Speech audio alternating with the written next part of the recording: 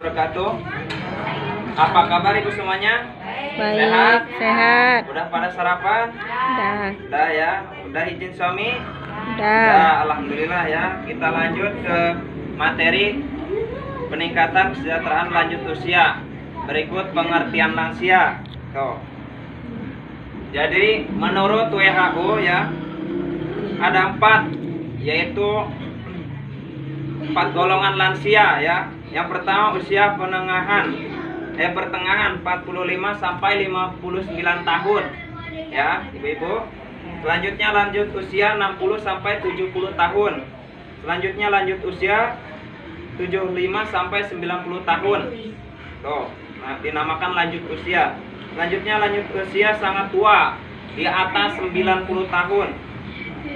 Menurut Undang-Undang Nomor 13 Tahun 1998 Pasal 1 ya, lanjut usia adalah seorang yang telah mencapai usia di atas 60 tahun.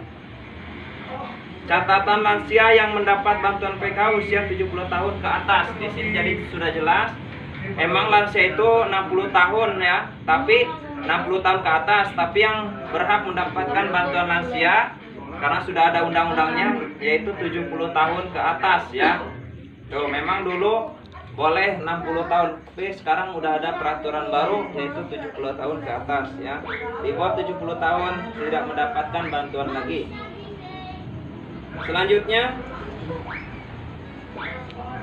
lanjut usia yang masih mampu. Nah nih, lanjut usia potensial adalah lanjut usia yang masih mampu bekerja ya.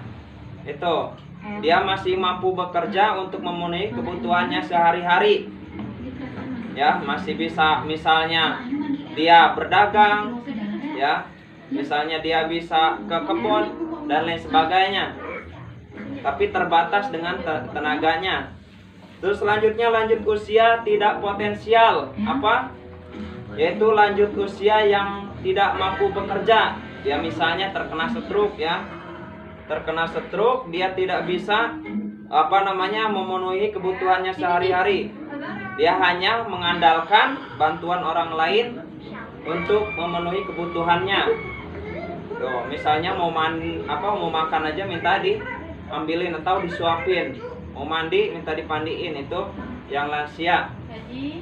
Yang tidak potensial ya, tidak mampu bekerja. Potensial itu apa? Tidak potensial. Kalau yang potensial mampu bekerja. Tuh. Masih semangat ibu-ibu? Yo, yel-yel dulu ya biar semangat. Yo, tepuk semangat. Semangat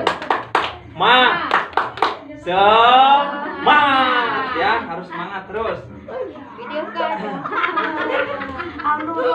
Ini apa? Yel-yel P2K2 masih ingat ibu-ibu? Masih lah ya. Bisa ya, mentang-mentang udah agak lama dilupain ya. Ya udah, perhatikan. Tepuk P2K2. Pertemuan peningkatan kemampuan keluarga ya, karena nggak ada temennya ya, ini aja ya, keluarga itu ya. Udah, perhatikan. Selanjutnya, mengapa harus peduli kepada lansia? Jadi Undang-Undang 1398 tadi ya, tentang kesejahteraan lansia memiliki hak yang sama dalam kehidupan.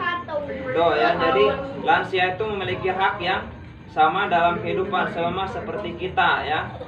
Tuh. Walaupun dia dengan keterbatasan fisiknya tadi, dia mau dalam berbangsa dan bernegara itu.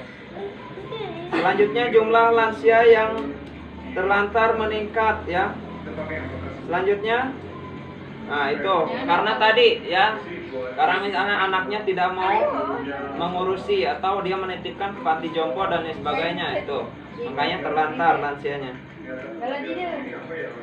Selanjutnya Kementerian Sosial 2015 ada 16.000 juta ya lansia tersebut sedikitnya ada 2,8 juta lansia yang terlantar dan ada 4,6 juta lansia yang potensial. Jadi ada 2,8 juta lansia yang terlantar. Selanjutnya 6 juta 4,6 itu yang bisa bekerja potensial tadi. Sehat kalau kita jemur ya sekitar 12 menit tiap hari. Selanjutnya lanjut aja kondisi dan permasalahan lanjut usia ya. Dari fisik atau biologis ya. Perubahan fungsi organ tubuh yang menyebabkan terjadinya pertama perubahan suhu tubuh menyebabkan kulit kering atau keriput, itu pasti ya namanya lansia. Gangguan gerakan akibat radang sendi tulang rapuh ya lansia. Selanjutnya gangguan panca indera, penurunan fungsi penglihatan, penciuman, pendengaran, pengecap. Selanjutnya gangguan saluran kencing, kencing tidak terkontrol ya, bahkan di kasur juga dia ngompol atau ya, itu kan namanya lansia ya. Nggak taunya buang air besar di kasur itu lah. Nggak bisa dicegah lagi, nggak bisa ditahan lagi itu. Jadi kita sebagai anak dari misalnya punya lansia tadi, kita harus sabar ya, jangan mengeluarkan kata-kata keras terhadap lansia. Misalnya kita kepada lansia tadi, menghadapi lansia, misalnya diomongin gini, oh dasar, jangan memberikan cap budak misalnya ya, jangan. Tuh. Jangan sampai membentak lah tuh. Apalagi menyakiti fisiknya tuh. Lansia itu ibaratnya kita di masa yang akan datang nanti. Kalau kita udah tua pasti jadi lansia tuh. Gigi mulai goyah, itu pasti sulit mengunyah, muncul penyakit, kepikunan, stroke, darah tinggi, radang sendi dan lain-lain. Oh ya, pikun, apalagi udah pikunnya udah repot. Oh. Selanjutnya kondisi permasalahan lanjut usia, psikososial, perubahan emosi ya. Itu muncul depresi, cemas dan ketakutan disebabkan perubahan fisik dan fungsi anggota tubuh. Tuh. Perubahan fisik dan fungsi anggota tubuh, kesepian teman mulai berkurang, takut tersingkirkan itu. Nah, ini namanya lansia berpikiran pasti ya. Namanya psikososialnya, dia takut kekurangan, takut disingkirkan oleh temannya tuh ya. Takut tersingkirkan, takut penyakit, takut mati, takut kekurangan uang tuh. Takut gak dikasih makan ya, takut penyakit ini ya, siapa yang mengantar berobat gitu kan ya. Itu jangan sekali-kali kalau lansia sakit suruh berobat sendiri, jangan ya, kita antar nanti nyasar gitu. Agresif, marah-marah, menyerang, menendang pintu dan lain-lain. Agresif ya misalnya, apa yang dia ini unak-unaknya misalnya nggak kesampaian ya, dia nendang pintu, nendang piring misalnya ya, lempar piring tuh, bahkan memukul itu ya. Itu lansia itu kan kembali lagi ke kayak anak-anak lagi itu lansia ya, kalau apalagi sudah pikun itu ya. Batunya salah nggak salah diomelin. Ya itu salah nggak salah diomelin ya itu. Ya harus inilah sabar itu. Ya untuk ibu juga untuk direalisasikan dalam kehidupan sehari-hari juga, kalau ada lansia ya, misalnya bapaknya atau ibunya harus sabar itu. Sama dengan pahala kan kita ngurusin lansia juga, bapak kita ya. Perubahan sikap dan perilaku, misalnya cenderung diam di rumah, gerakan lamban susah, pergi jauh, murung, ngelamun itu ya. Dari psikososial ya. Kalau emosional nanti kayak daya tahan tubuhnya. Kalau ini untuk ininya fisiknya ya. Berorientasi pada masa lampau, mikirkan masa lalu. Coba kayak dulu mas saya bisa ini ya, masih kuat kerja gini kan. Mikirnya coba kayak dulu bisa jalan-jalan saya, itu kan pasti mikirnya kayak itu. Jadi sekarang terbatasan kalau sudah lansia, mau kemana-mana malu lah ya, mau liburan malu kadang. Hubungan dengan tetangganya kurang baik, tuh kadang ada ya.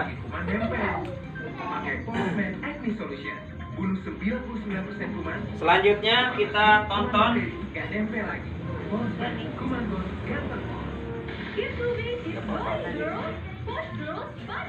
Cat ya. Ya, ada film. Perhatikan ya, Bu. Nih.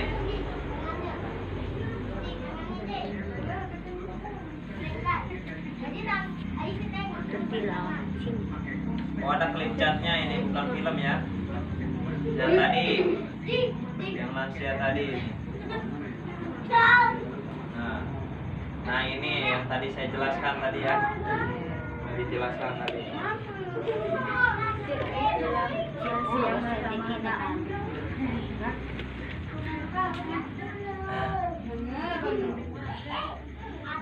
Tuh. Lanjut.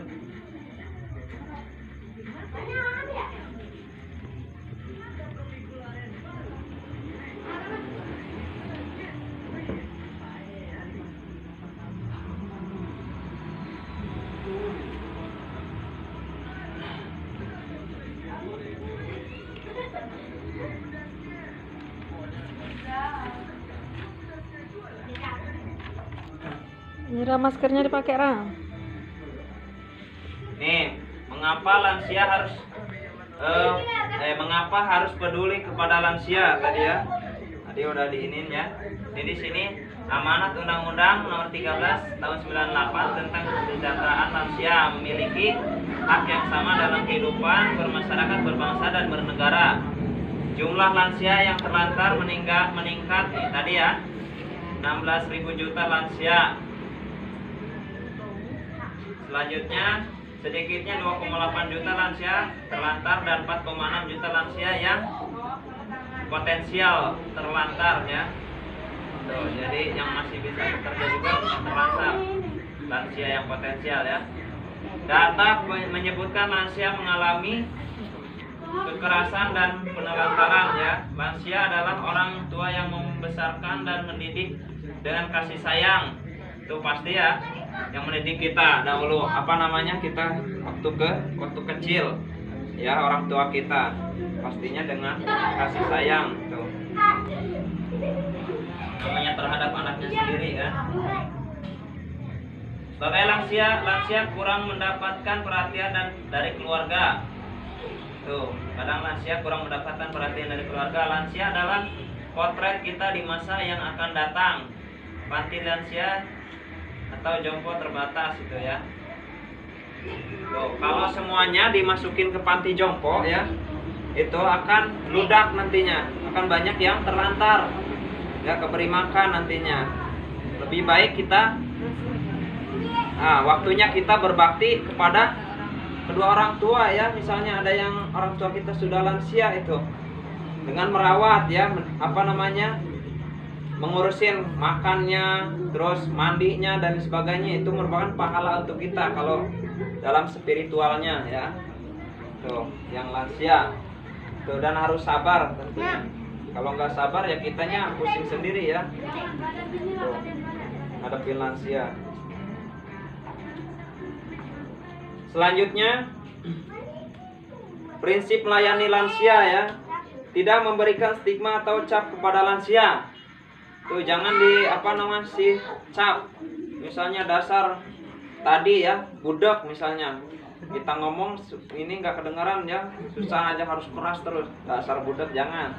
Tidak mengucilkan, menghindari sikap sensitif, misalnya mudah marah, tersinggung ya. Misalnya kalau lansianya dikasih makanan ini nggak mau, malah dilempar misalnya ya. Jangan kesinggung kitanya. Tuh. Namanya udah ini balik ke kecil lagi ya, ke kayak anak kecil lagi perilakunya. Tidak membesar-besarkan masalah. Kalau yang udah ini ya udahlah, biarin ya. Tuh, jangan malah katanya ya diungkit-ungkit masalahnya. Menghindari sikap belas kasihan yang berlebihan. Tuh. Menghindari sikap belas kasihan yang berlebihan. Maksudnya apa? Jadi menghindari belas kasihan itu berlebihan, jangan terlalu berlebihan. Kasihan terhadap lansia ya, sampai suruh di rumah terus ya, dia mau ini takut panasan, jangan itu ya. Jadi dia kalau mau jalan-jalan ketemu cucunya ya temuin sama cucunya ya, untuk ngobatin rasa kangennya. Kemandirian memberikan kesempatan pada lansia menunjukkan kemampuannya. Jadi bolehlah lansia kalau punya masih kreativitas, misalnya bisa menganyam dan lain sebagainya, dia untuk mengisi waktu dia daripada kesel ya. Mending dia mengisi waktunya dengan pekerjaan yang menghasilkan itu ya. Tuh, kalau lansia yang potensial tadi. Keluarga sebagai sumber pemecahan masalah itu pastinya. Selanjutnya kondisi dan permasalahan lanjut usia. Spiritual, rohani. Jarang beribadah, menjadi tidak sabar, kurang bersyukur, berpikir negatif dan lain-lain. Kalau lansianya jauh dari spiritual, agama ya, jarang ibadah, jarang sholat, jarang baca Al-Quran dan sebagainya, jarang mendengarkan tausiah, dia pikirannya pasti negatif thinking terus.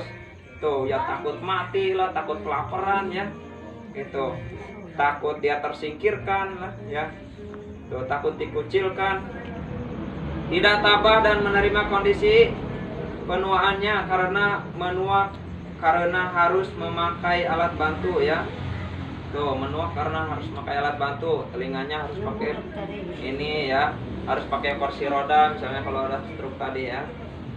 Tuh, ini banget gitu kan ya, sengsara benar gitu tuanya gitu ya, harus kemana-mana pakai kursi roda karena stroke tadi ya. Makan gak enak, kurang mau berbagi dengan orang lain, selalu menunjukkan super powernya dan menganggap diri selalu benar. Jadi apa yang dia katakan walaupun salah, merasa dirinya paling benar, itu namanya lansia ya. Nah, ini cara menghadapi perilaku lansia yang sulit ya. Pertama, tetap menghormati dan menganggap lansia sebagai orang tua itu.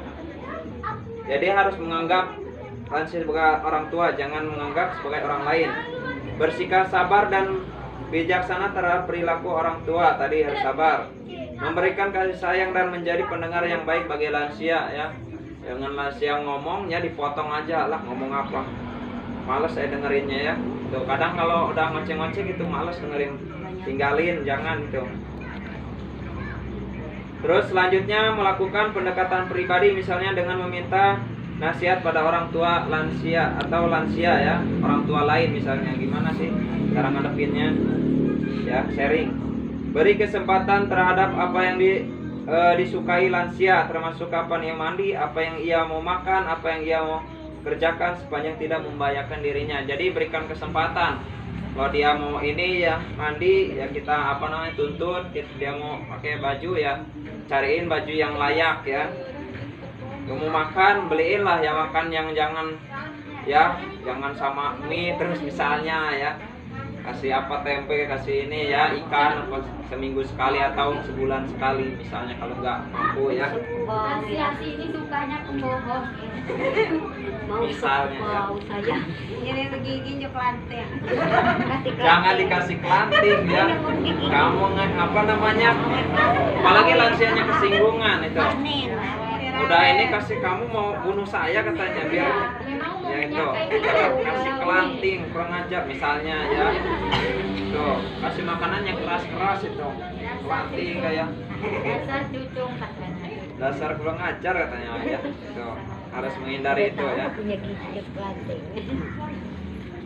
Ya mungkin itu saja. Ya, terima kasih atas perhatiannya. Mohon maaf atas segala kekurangan. Kepada Allah saya mohon ampun. Wabillahi taufiq wal hidayah. Wassalamualaikum warahmatullahi wabarakatuh. Waalaikumsalam warahmatullahi wabarakatuh. Udah Bu. Ini kita